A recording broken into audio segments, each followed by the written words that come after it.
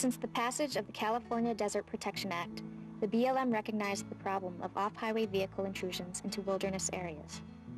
In response to this problem, a crew of 6 SCA interns became the Wilderness Restoration Corps.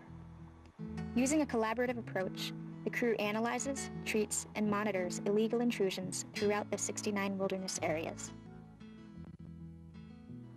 The SCA crew encounters varied intrusions along and within wilderness boundaries, from recent single tracks in a wash to a heavily used mining road of yesteryear. The intrusions are analyzed by members of the crew as to what treatments are best suited to each area's unique characteristics.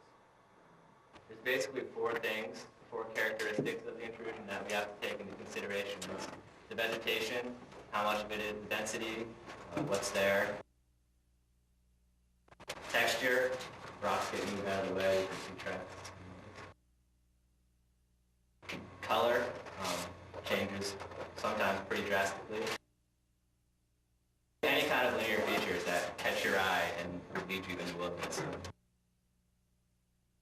The berms are really what's kind of making the road right now, and I tried kicking it down, and it's going to be really visible lines, but I think breaking down the berms will help soften this way a bit. I think it's a pretty straightforward route. If it might turn out that we might need a little bit of rock work, because there's some rocks in the middle of the road and not in the tracks.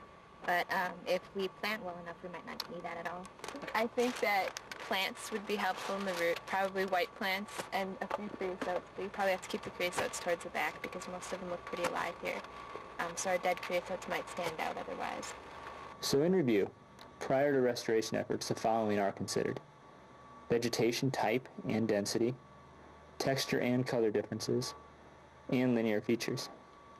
Other site-specific features may also influence any conclusions.